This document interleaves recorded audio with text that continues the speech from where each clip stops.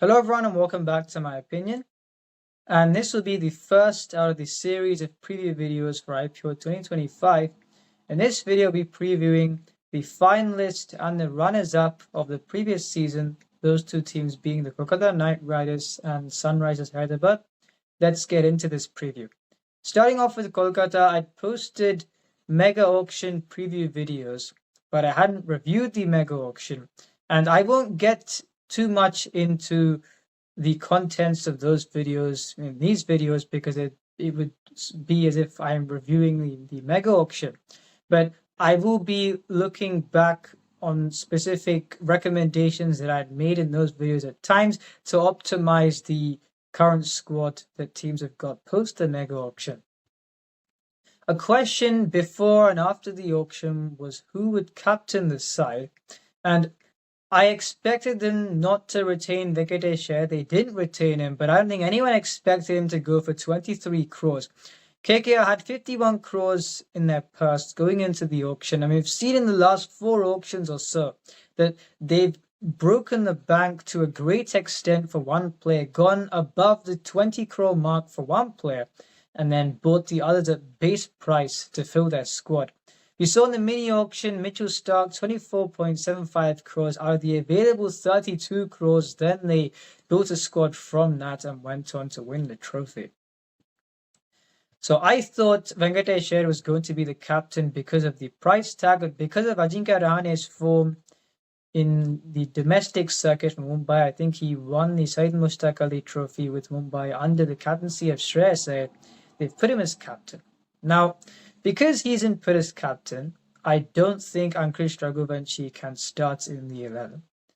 And secondly, they've bought 2 overseas fast bowlers, Anrik Nokia and Spencer Johnson, but according to me, they should not include overseas fast bowlers in their template based on this squad. I feel it would weaken their bowling and their batting, given the confidence, the form of these 2 players going into this tournament. And when I narrate my 11, I think it would become apparent as to why that's the case. So with the 11 that I've gone with, Quinton de Kock and Sunil Narayan to open the batting, Ajinkya Rahane at number 3, Venkatesh Iyer at number 4, Rinku Singh 5, Robin Powell 6, Andre Russell number 7, Ramandeep Singh 8, Vaibhav Arora number 9, Harshit Rana 10, and Varun Chakravarti at number 11. So the reason why I haven't included an overseas fast bowler in the 11 is because it enables them to play Rovman Powell. And if you've got a finishing core of Rinku Singh, Rovman Powell, Andre Russell, Ramandeep Singh, it's a fantastic, with an intimidating finishing core. And with an impact sub of Umran Malik, that's what I think they should do, with the 3 seamers being Harshit Rana, Vaibhav Arora, and Umran Malik. Then you've got the 2 frontline spinners, Sunil Narayan, Varun Chakravarti. Ramandeep Singh can bowl 2 overs, Rovman Powell can bowl 1, Venkatesh Iyer can bowl 1, and the latter 2 if need be. Now, Andre Russell was used as an impact sub in the IO20. I don't think he's in a position to bowl, but given the bowling options, especially if they play this combination, he won't have to bowl. Now, if they play Anrik Nokia ahead of Rovman Powell, then they don't have that Indian player to play that finisher role at the end, apart from Ramandeep Singh, who'll be in the 11. They've only got they've got Anukul Roy, who is a bowling all-rounder, not a power hitter at the end. And then Luvneen Sisodia, to my knowledge, is a top-order batsman, so I wouldn't be able to bat down the order. Then you've got Manish Pandey. So they've not got anyone as far as the Indian contingent to play that power hitting role at the end, bar Ramandeep Singh. Meaning they do not have an option but to play Rovman Powell in order to fully strengthen this 11, to optimize this 11. I feel playing the overseas fast bowler just because you've paid a lot of money for the player and he's a big name, it would weaken your combination. Now, this isn't my knowledge, but I have heard from other sources that Anrik Nokia, since his return from injury, his action hasn't been sorted. And that's why he's been going for runs, but has also been getting injured. And you saw in the T10 before he picked up the injury, where he was going at 16 runs per over. Then he got injured and missed the SA20, and he missed the Champions Trophy as well. And in the previous IPO, in the last couple of IPOs, he's not played much. And when he has played, he's gone for runs and he's not been able to get into the rhythm where he can bowl at his full form. And that's because of his action as well. As a backup, you've got Spencer Johnson, who in the semi-final of the Champions Trophy against India, they're playing an unproven Tanvir Sangha ahead of him. So if they're not backing him and you're picking him as a backup for someone who's already going for runs, is it worth persisting with the overseas fast bowler template because it's fashionable? No, it's not. This is why I feel they should go with Imran Malik, who may give as many runs as Anurak Nokia on his day. But if you've got Robman Powell to compensate for that, batting down to number 8, Ramandeep Singh at number 8, and you've got other bowling options, so if bowlers do go for runs, you can squeeze an over in here and there. It's a much better combination to go with than playing the overseas fast bowler. And given their bowling combination, an advantage they've got is you've got the two lead spinners. Narayan off late hasn't been in a form where he can run through the opposition, but he's still Sunil Narayan. And then I think the underrated combination of the IPL is Bhairav Arora and Harshit Rana for a number of years now. Because are they bowlers who scare you? No. But 8 overs between them, they can bowl without too much damage. I think they've been the most underrated combination in the IPL. That no one talks about them that much. They can combine with the spinners at 16 overs there. Then you're going to Imran Malik 20 overs. Ramandeep Singh 1 or 2 overs, Venkatesh Iyer 1, Robman Powell 1. You've got options beyond the 5 bowlers, meaning Andre Russell doesn't have to bowl. Now, as a backup that's the only way that Moeen Ali will be able to get into the side would be if one of Powell and Russell are injured or are out of form. And Moeen Ali is not a power hitter, although he knows how to score runs at the end. If they're going to a surface such as Chennai, for example, they can play Narayan, Moeen Ali ahead of Robman Powell maybe, and then play, you got Varun Chakravarti also, that's 3 spinners. Apart from that, can he get into this 11? I don't think so. And now the top 4, where the reason why they got to the final partly is along with the spinners because Sunil Narayan, Phil Salt had 500 plus run seasons, the highest impact partnership in the tournament the previous year. In this case, Quinton de Kock, after the World Cup, he played the Big Bash, didn't do anything there. He played the SA20 times better at 4 and had a stop-start season last year because of him playing with his position. In this SA20, he also started at number 4, then went back to opening and didn't do too much. Apart from the CPO, he's not scored runs anywhere, hasn't played as many. He's not played international cricket, and I feel slowly he's not really putting himself forward to play the most competitive leagues, and when he does play, he's not been doing much. So, as a backup for him, you got Ramanullah Gurbaz, who's not been in any form in the SA20 or the Champions Trophy. Sunil Narayan has not scored a run apart from the IPO. In the MLC, he opens the batting and has done absolutely nothing. And it shows the IPO is the best. The IPO is the best league. However, if Sunil Narayan scores runs this IPO and doesn't score runs in any other league, it shows that strategically the IPO has got a way to go into making sure that you've really got to be at the top of your game to succeed. Because before the previous season, how many people would have expected Sunil Narayan to score 500 runs and the bowling plans against him to be so defensive, when in other leagues they stick to their plans and they dismiss him cheaply? In a standard of a league like the IPL, you should be able to do that. Teams weren't able to do that the previous season, and I feel it would be poor for the league if such a thing happens again. Despite it would be good for KKR, it would be good for Narayan.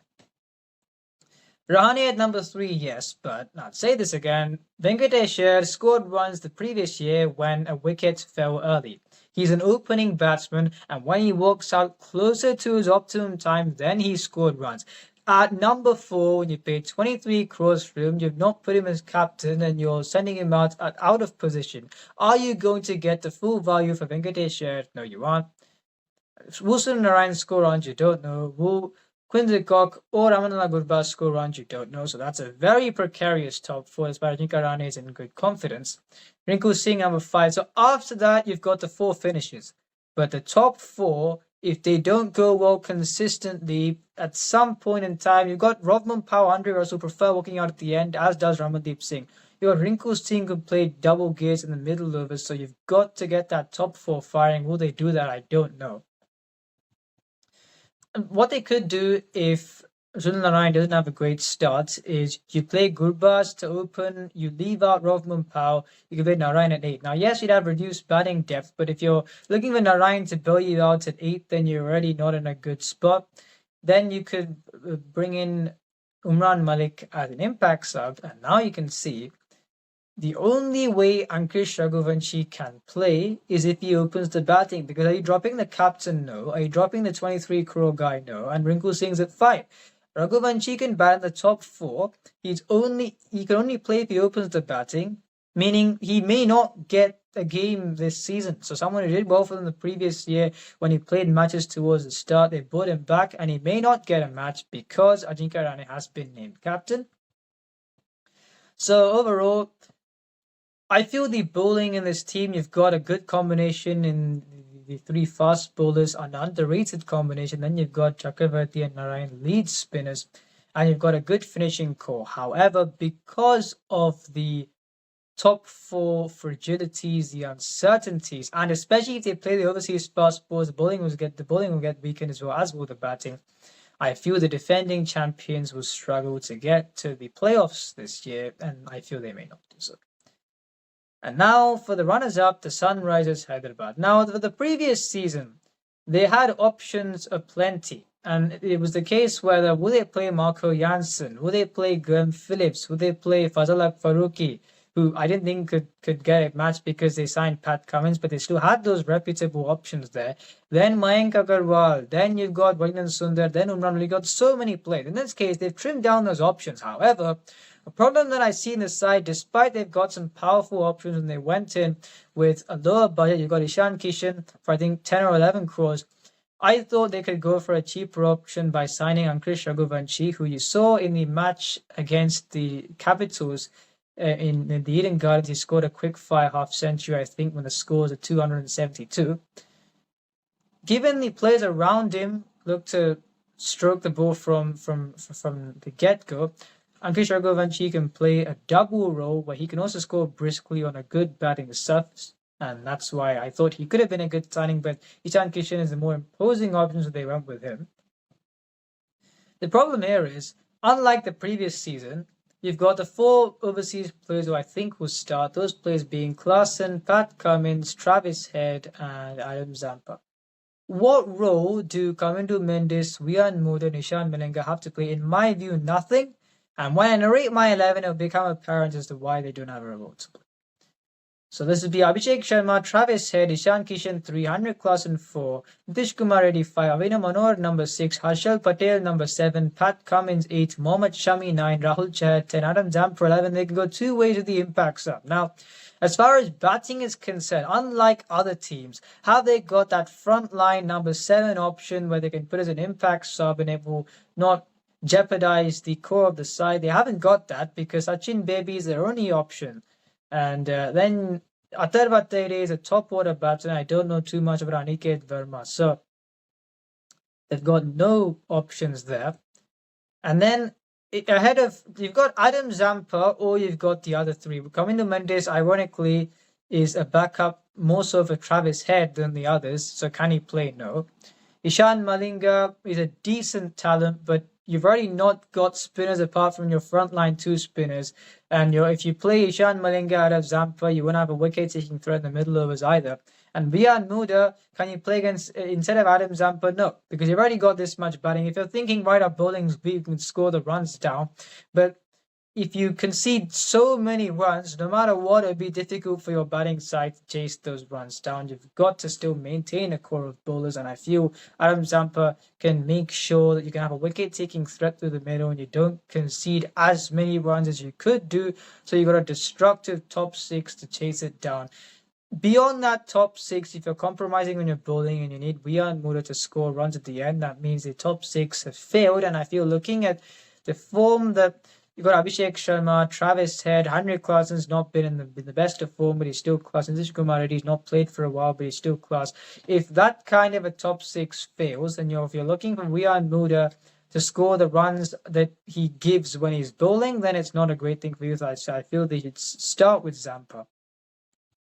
So the three overseas players on the bench cannot get into the team.